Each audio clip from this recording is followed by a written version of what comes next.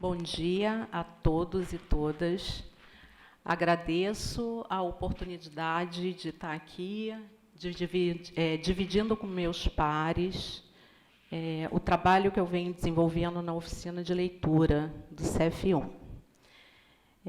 O título é Oficina de Leitura do CF1, do CAPINES, em busca de caminhos metodológicos para o ensino de leitura para surdos. Então, eu sou a professora do CAPINES há 24 anos, e esse trabalho na oficina de leitura, ele começou em 2010. Então, vale a pena dar uma contextualizada, né?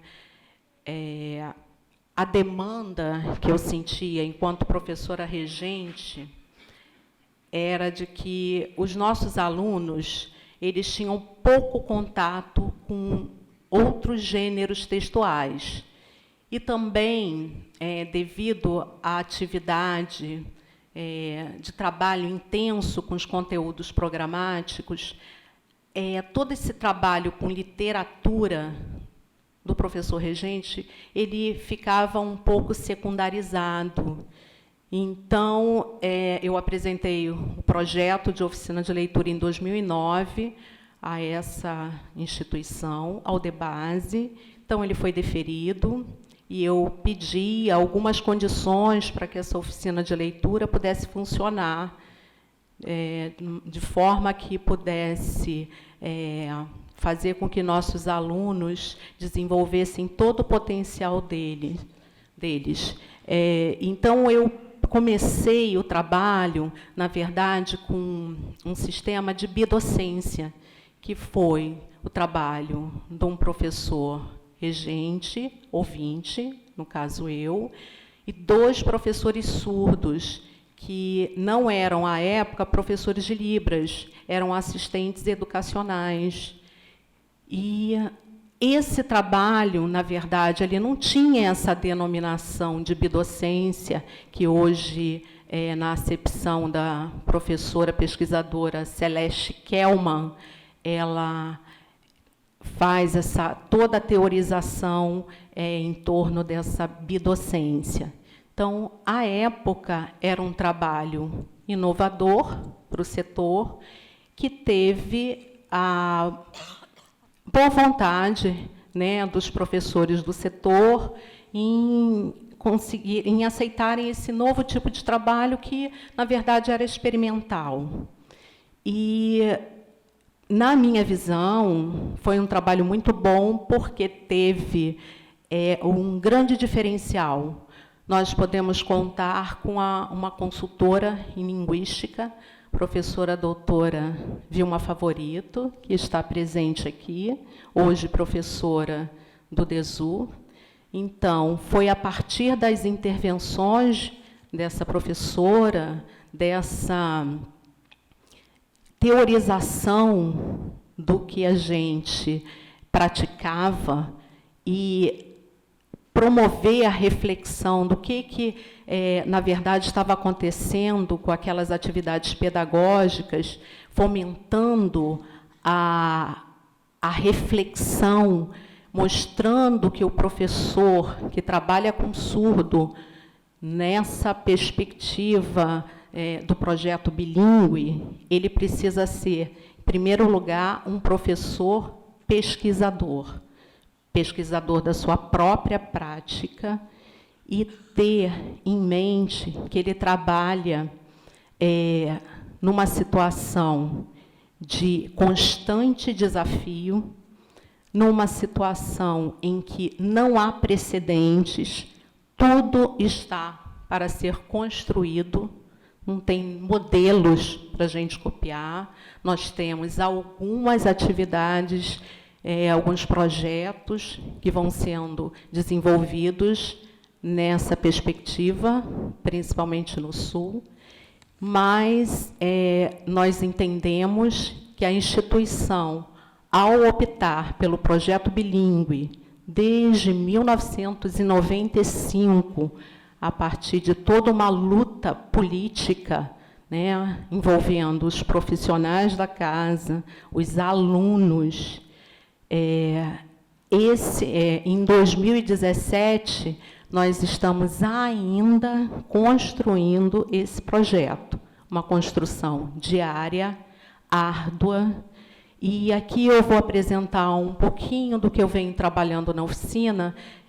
Eu filmei algumas partes, vou mostrar alguns trechos, brevemente, porque eu sei sobre essa questão do horário, eu não quero atrapalhar as apresentações em seguida. Fiz a caracterização, falei do objetivo geral. O objetivo da oficina de leitura, desenvolver no aluno esse gosto, o prazer pela leitura. E o objetivo inicial também era promover, ajudar no letramento, tanto em Libras quanto em língua portuguesa. Isso era possível porque eu tinha, trabalhando comigo, 2 professores surdos, então, que promoviam esse letramento em língua, em Libras. Eu, enquanto professora ouvinte, não sou esse modelo linguístico nem identitário para esse meu aluno.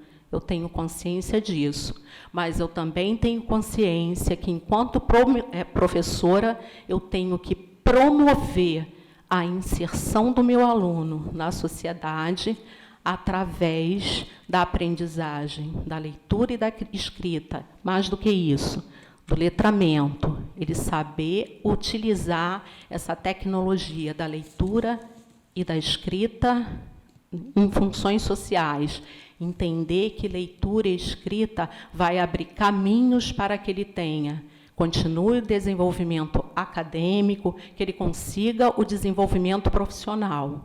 Então, a minha luta enquanto professora é fazer essa inserção do aluno. E a língua portuguesa, na modalidade escrita, é para isso que serve. Objetivos específicos, eu elenquei alguns, mas são os principais que eu trabalho. Fazer com que esse aluno entenda que ele vive uma situação bilíngue. Então, ele vai...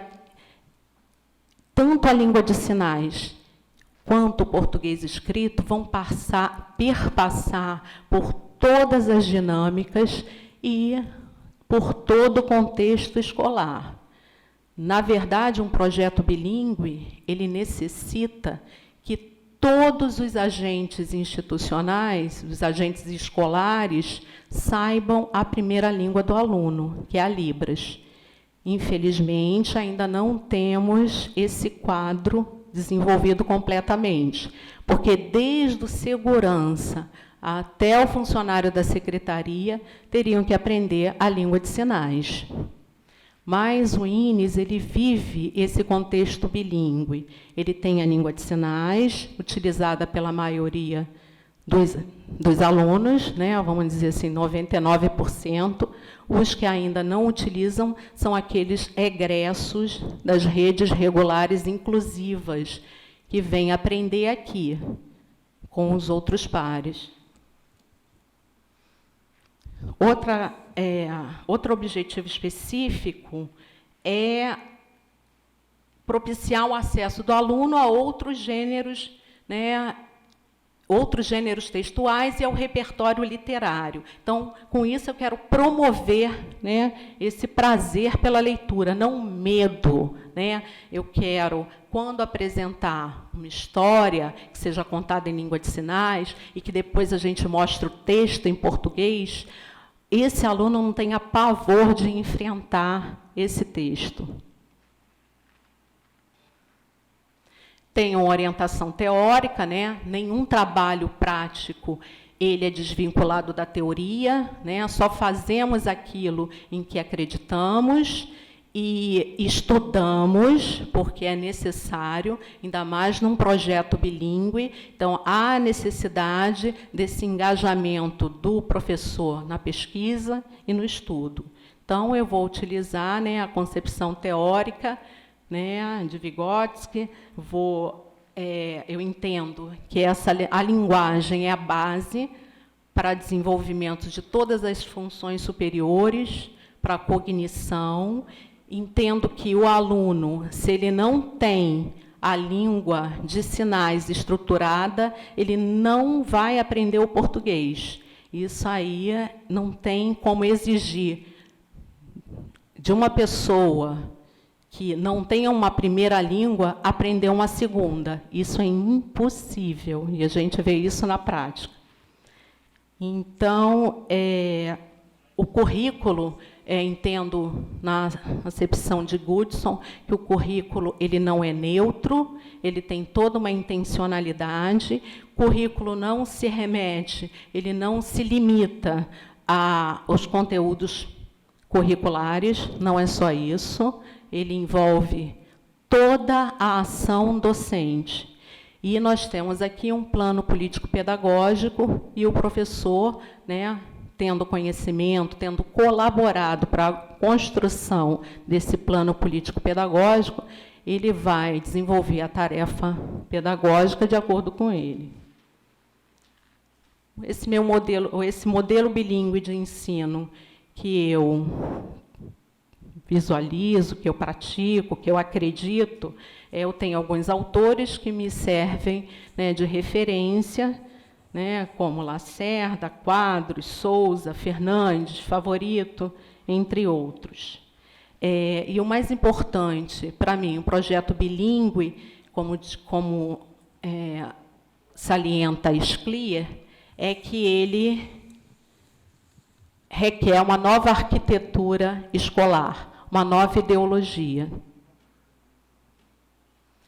Esse ano, né, os caminhos metodológicos para o ensino de surdos, eu optei por desenvolver um projeto sobre educação e inclusão do surdo no ambiente escolar.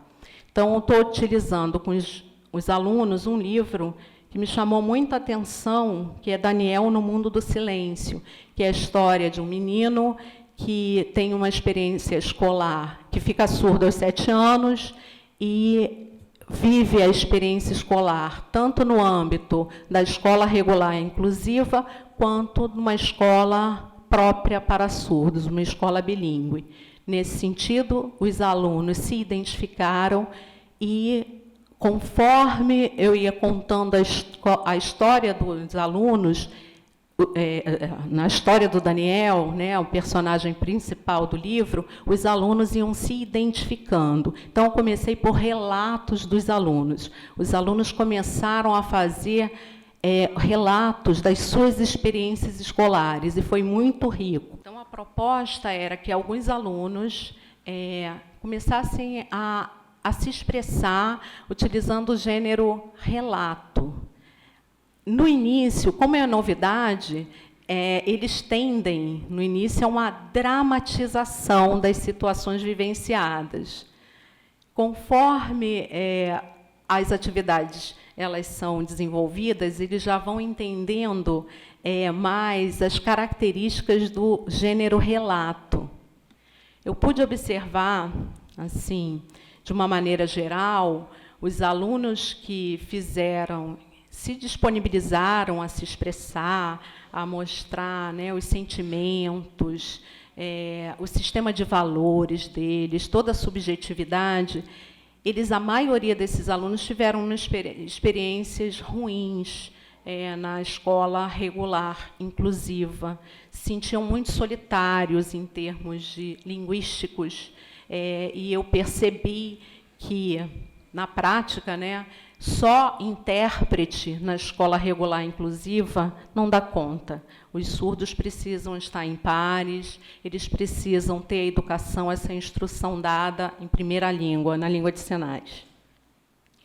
Vou fazer o trabalho da contação de história, que, claro, eu desejaria que quem fizesse isso seria o professor surdo, mas atualmente eu não conto com esse profissional surdo, então eu faço esse esforço de contar essa história para os alunos, envolvê-los na história. Então, eu observo que eles prestam atenção, eles discutem sobre a história e eles vão fazer a atividade seguinte, que é recontar essa história.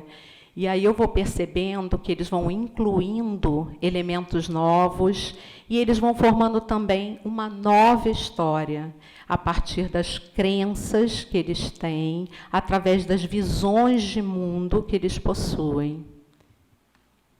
Essa leitura dos elementos pré-textuais eu proponho partindo da visualização do livro impresso e também passo em PowerPoint, nos slides, e percebo que o que para mim seria uma coisa assim, que eu achava que seria fácil os alunos encontrarem informações no livro como autor, editora, título, não é. Tudo isso demanda muita negociação de sentido.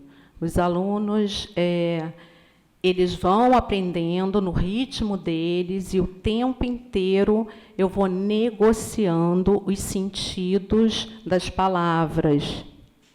E a leitura, minha concepção de leitura, claro que não é palavra isolada, descontextualizada. Esse aluno, né, o objetivo é que ele consiga entender essa macroestrutura do texto, através de negociações constantes dos significados. E a língua de sinais, o tempo inteiro, ela vai mediar esse processo. Também priorizo a leitura do texto a partir das imagens. Isso vai dando autoconfiança para os alunos, para eles se colocarem na frente da sala, na frente dos seus colegas e fazerem essa contação de história, né? Que, nesse caso, não tem medo, porque não tem o enfrentamento ainda do texto em português. Então, eu vou começando aos poucos, fazendo esse aluno acreditar que ele pode aprender o português. Então, nesse momento, como eu acredito que a aprendizagem se dá num contexto coletivo, e essa relação dialógica é que vai propiciar essa leitura, então esse é o momento que os alunos vão lendo coletivamente os textos, né? Então, eu vou trabalhar, nesse momento, com o texto original. E esse livro que eu escolhi, ele tem muito texto. Então, no início, quando os alunos manusearam o livro, a primeira observação que eles fizeram nós vamos ler tudo isso? Então, para a atividade não ficar enfadonha, que não é esse o objetivo, e também não é o meu objetivo utilizar a literatura como pretexto para ensinar uma gramática estruturalista, eu vou mudando minhas atividades para deixar assim, de uma forma mais prazerosa esse ensino da leitura.